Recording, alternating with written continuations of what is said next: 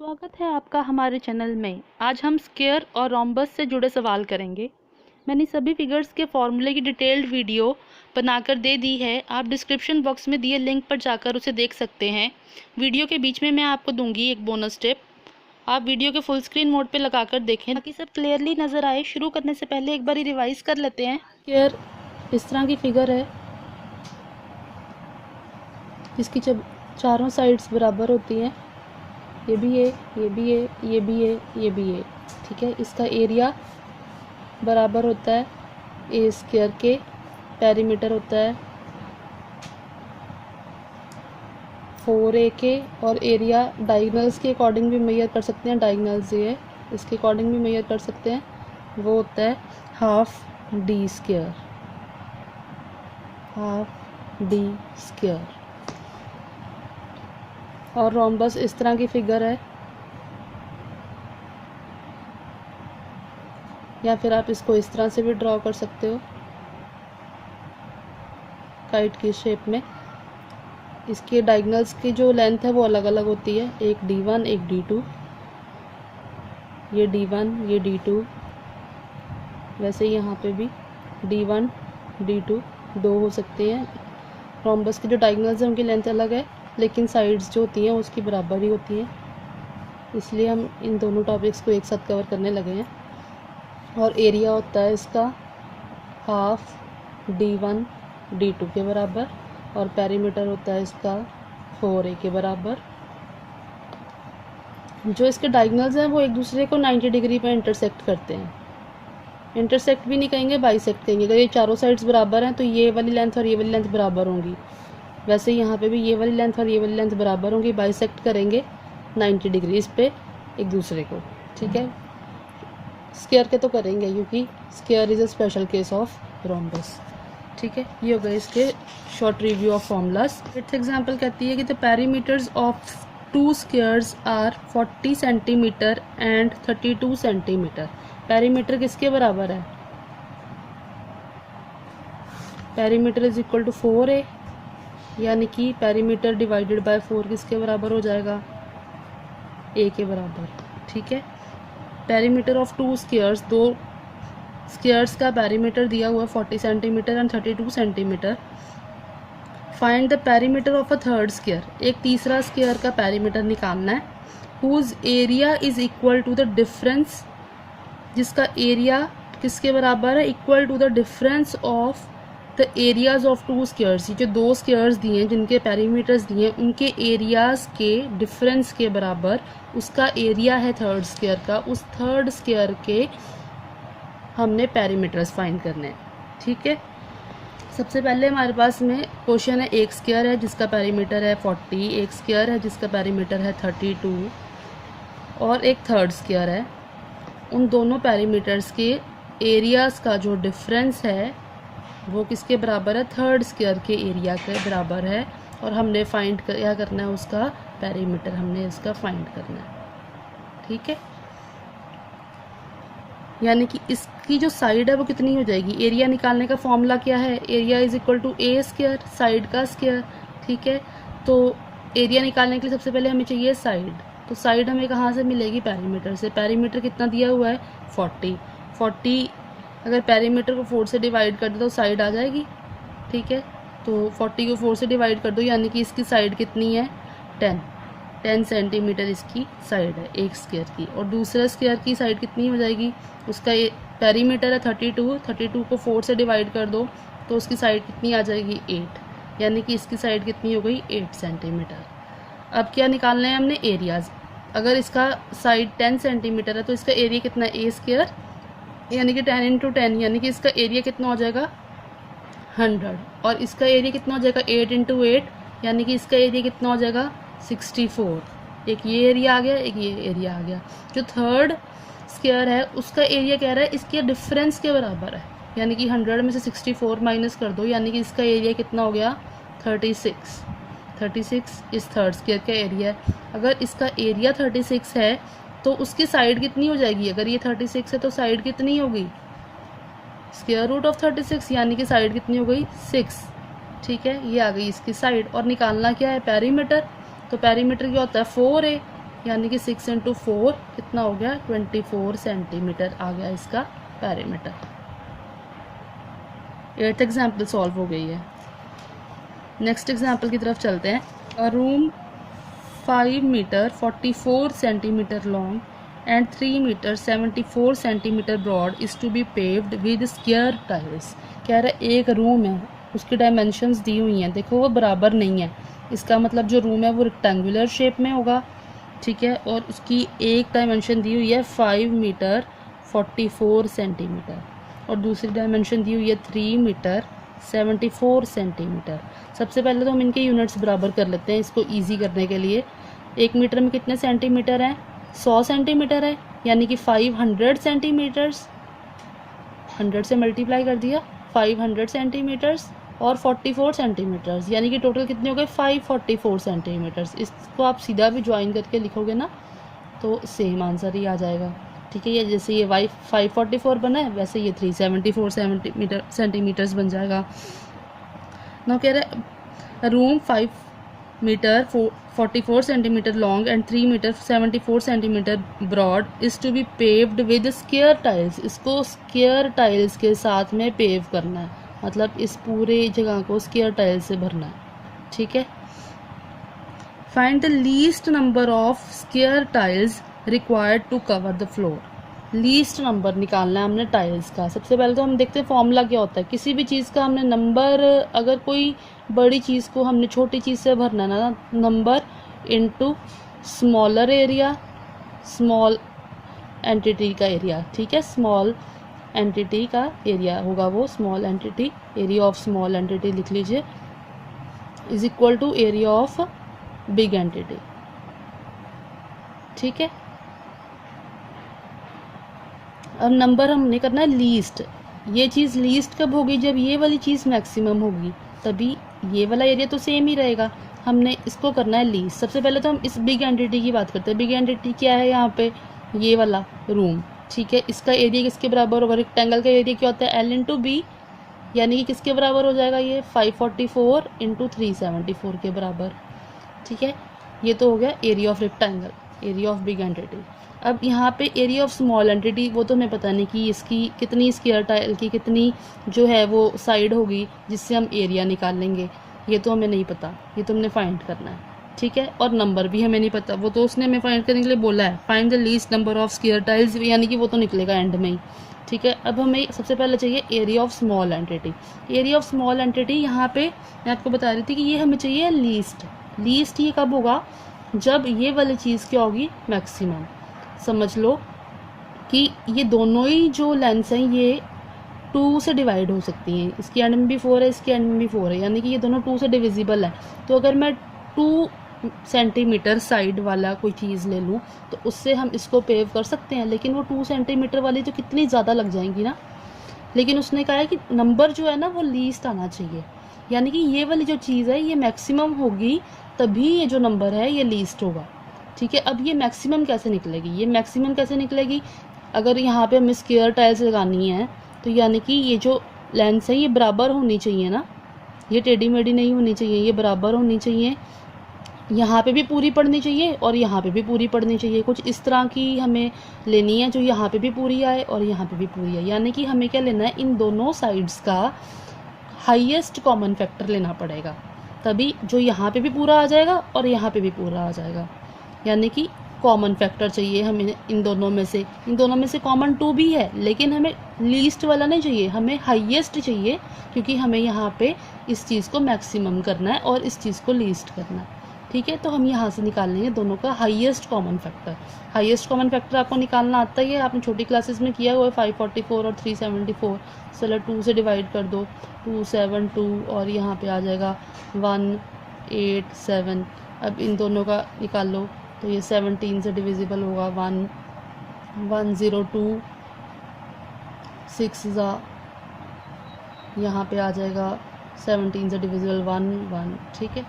तो इस तरह से आपका हाईएस्ट कॉमन फैक्टर क्या आ गया है 2 इंटू 17 यानी कि 34। अब उसने क्या कहा है कि स्क्वायर टाइल्स है, मतलब एक साइड भी 34 दूसरी साइड भी 34, यानी कि एरिया क्या होगा इसका 34 इंटू 34। एरिया ऑफ स्क्वायर क्या है 34 साइड इंटू साइड, यानी कि 34 इंटू 34। तो यहाँ से सीधा ही आपका n जो है वो निकल आएगा 544 into 374 divided by 34 into 34।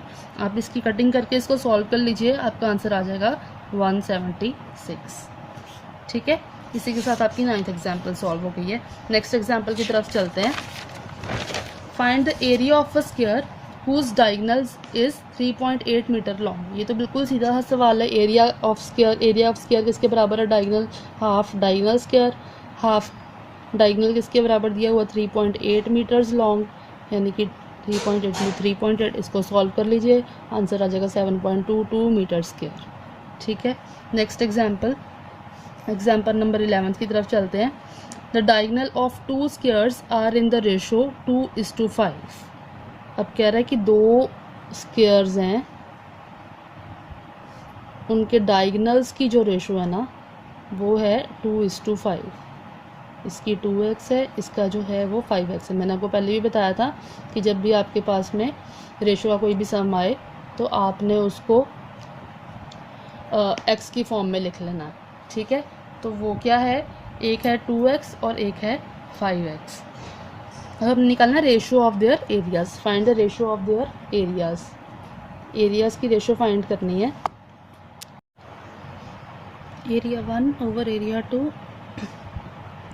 Half D square upon half D square d1 d2। ठीक है, हाफ इसका कितना है? 2x का होल स्क्वायर, इसका कितना है? हाफ 5x का whole square, half half cut जाएगा, आ जाएगा 4x स्क्वायर, ये आ जाएगा 25x स्क्वायर, ये भी कट जाएगा x स्क्वायर भी। तो एरियाज़ की रेशो कितनी आ गई? 4:25। आंसर आ गया 4:25। यहाँ पे बात करते हैं बोनस पॉइंट की, जो मैंने आपसे बात की थी। आप ये सॉल्व किए बिना भी इसका सीधा आंसर क्वेश्चन पढ़ के बता सकते हैं कि इसका जो आंसर है वो 4:25 आएगा। कैसे? क्योंकि यहाँ पे उसने पूछा है एरियाज़ की रेशो। एरियाज़ का फॉर्मूला आपको पता है क्या होता है? मीटर स्क्वायर में होता है आंसर। ठीक है, मीटर स्क्वायर में।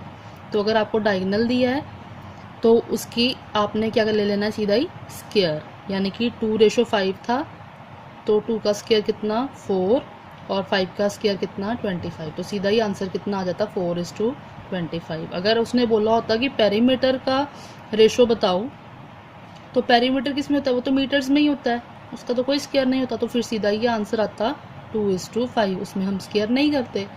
अगर कोई भी एंटिटी है जिसका स्क्वायर में है तो आपने उसका स्क्वायर ले लेना है, या फिर आप सीधा फॉर्मूले से भी देख सकते हो कि d का स्क्वायर लेना है।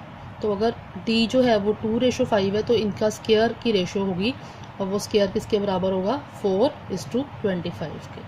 ठीक है, इसको बिना सॉल्व किए सिर्फ इमेजिनेशन में आप कैलकुलेशंस करके इसका आंसर निकाल सकते हो। बहुत ही छोटे मेथड से निकल आएगा, और ये वाला जो रूल है वो सब जगह पे एप्लीकेबल होगा। ठीक है, चाहे आप कोई भी सम कर रहे हो। ओके, नेक्स्ट क्वेश्चन की तरफ चलते हैं। Side of a square is increased by 25%। Find the percentage change in its area. देखिए, side of a square is increased by 25%, यानी कि मैंने आपको बताया था कि नए वाले की साइड कितनी हो जाएगी। लास्ट टाइम मैंने आपको बताया था कि अगर परसेंटेज में ज़्यादा दिया हो तो सीधा ही उसको 100 प्लस जितनी परसेंटेज ज़्यादा दी है उतना लिख लेना है। तो अगर उसकी साइड पहले ए थी तो अब कितनी साइड हो गई है उसकी? 125/100 ए। ठीक है, कह रहा है find the percentage change in the area. Percentage change का मतलब क्या है? फॉर्मूला क्या होगा? Change in area upon original area. Percentage के लिए यही फॉर्मूला लगाएंगे ना, इनटू 100। ठीक है, तो हमें क्या निकालना है? Change in area. Change in area जो पहले था वो कितना था? ए स्क्वायर, और अब नया एरिया कितना हो गया?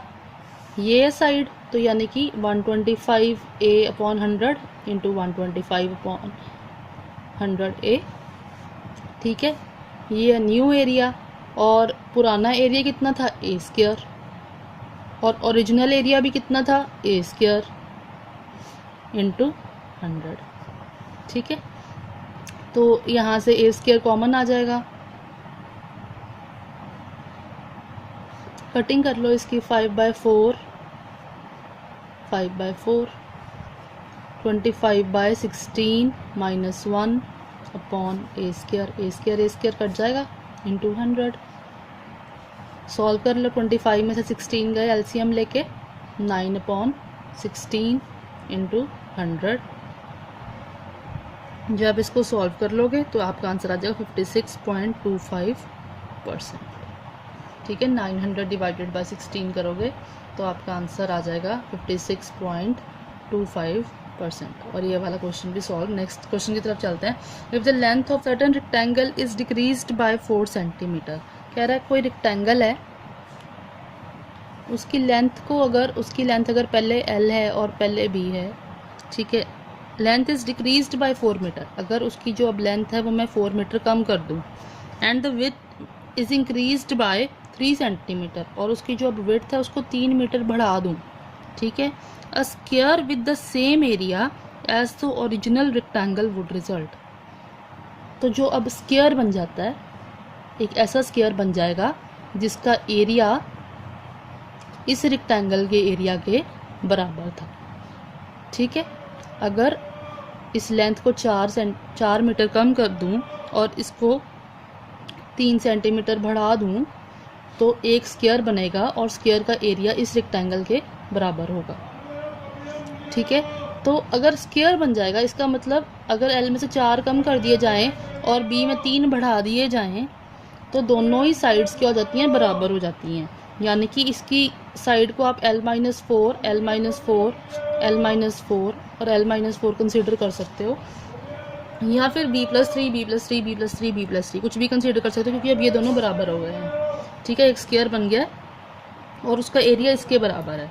ठीक है, तो यहाँ पे सबसे पहले तो 2 इक्वेशंस बन रही हैं, एक L-4 = B+3। यहाँ पे इसको सॉल्व कर लेते हैं। L-B = 7। सबसे पहले तो एक इक्वेशन ये बन रही है और दूसरी कह रहा है कि एरिया उसके बराबर होते हैं। एरिया ऑफ रेक्टेंगल क्या था, L/B, और वो किसके बराबर हो गया है, एरिया ऑफ स्क्वायर के। एरिया ऑफ स्क्वायर कितना है, साइड का स्क्वायर, यानी कि L-4 का स्क्वायर। ठीक है, तो यहाँ पे मैं B की वैल्यू डाल देती हूँ। L-7 = B आ जाएगा। ठीक है, यहाँ से निकाल लिया, L-7 = B आ गया। L-7 = L-4 का स्क्वायर। सॉल्व कर लीजिए इसको। L² - 7L = A - B का होल स्क्वायर का फॉर्मूला लगा के L² + 16 - 2 × 4 × L। ठीक है, तो L² - 7L = L² + 16 - 8L। L² cut जाएगा, L = 16।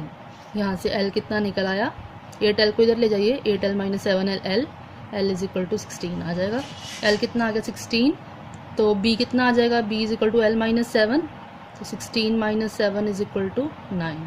तो B भी आ गया 9। और निकालना क्या हमने, find the perimeter of the original rectangle. Original rectangle ये वाला, इसका पेरीमीटर निकालना है। तो रेक्टेंगल का पेरीमीटर का फॉर्मूला क्या होता है, 2L + 2B। तो मेरे पास L भी है और मेरे पास B भी है, तो ये आपका आ जाएगा 32 + 18 = 50 सेंटीमीटर। सभी यूनिट्स जो हैं वो सेंटीमीटर्स में, आंसर भी किस में आ गया, सेंटीमीटर में, 50 centimetre. Next question, find the area of rhombus, one side of which measures 20 centimetre and one diagonal 24 centimetre. यानी कि एरिया ऑफ रोम्बस किसके बराबर है, हाफ D1 D2 के। लेकिन यहाँ पे मुझे दिया क्या हुआ है, सिर्फ एक ही डायगोनल दिया, दोनों डायगोनल्स की लेंथ नहीं दी हुई। ठीक है, एक डायगोनल की लेंथ दी है और वो कितनी है, 24 सेंटीमीटर है। और एक साइड दी हुई है, एक साइड कितनी दी हुई है, 20 सेंटीमीटर है। अब रोम्बस की सभी साइड्स बराबर होती हैं, यानी कि ये सभी कितनी है, 20 हैं। एक डायगोनल जो है वो 24 है, लेकिन हमें क्या चाहिए, दूसरा डायगोनल चाहिए, हमें उसकी लेंथ चाहिए ये एरिया निकालने के लिए। तो अब ये एरिया कैसे निकलेगा, बड़ा सिंपल है। आपके सामने ये क्या है, एक राइट एंगल ट्रायंगल है। यहाँ पे आप पाइथागोरस थ्योरम अप्लाई करोगे।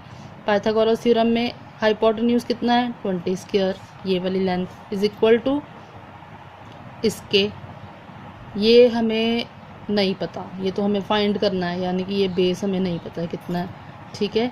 और ये वाली जो हाइट है ये कितनी है, ये टोटल 24 था, तो ये कितनी हाफ हो जाएगी इसकी, यानी कि ये कितनी हो जाएगी 12 का स्क्वायर, ठीक है। तो 20 का स्क्वायर कितना आ गया 400 बी स्क्वायर, और 12 का स्क्वायर कितना आ गया 244। आप इसको माइनस कर लीजिए, आपका आंसर आ जाएगा 256 बी स्क्वायर, यानी कि बी की वैल्यू कितनी आ गई 16 सेंटीमीटर। ये जो है ना बेस, ये आया 16, ये बेस कितना आ गया है 16, ठीक है। लेकिन हमें क्या चाहिए, ये वाला पूरा डायगनल, डायगनल किसके बराबर होगा, इसके डबल के। ये वाली चीज़ 16 है, तो ये तो इसके डबल हो जाएगी ना टोटल, तो यानी कि टोटल डायगनल जो है वो कितना हो जाएगा 16 का डबल, यानी कि 32। अब हमारा फॉर्मूला लग सकता है, एक डायगनल हमने निकाल लिया है और एक डायगनल हमें दिया हुआ है, एक डायगनल दिया हुआ 24, एक डायगनल हमने निकाला 32। इसको आप सॉल्व कर लीजिए, तो आपका आंसर आ जाएगा 384 centimetre square. Area of rhombus निकला है 384 सेंटीमीटर स्क्वायर। आज के लिए बस इतना ही। असाइनमेंट के लिए जो स्क्वायर और रोम्बस के क्वेश्चंस आर एस अग्रवाल की बुक में हैं वो मैंने फ़ोटो खींचकर डाल दिए हैं, आप स्क्रीनशॉट लेकर उन्हें हल कर लीजिए। जो सवाल आपसे ना निकले उन्हें कमेंट बॉक्स में उनका क्वेश्चन नंबर लिख दें, मैं उन पे एक डिटेल्ड वीडियो बनाकर अपलोड कर दूंगी। इनके अलावा भी अगर आपके पास कोई सवाल है तो उसे भी कमेंट बॉक्स में दें, मैं उस पर भी वीडियो ज़रूर बनाऊंगी।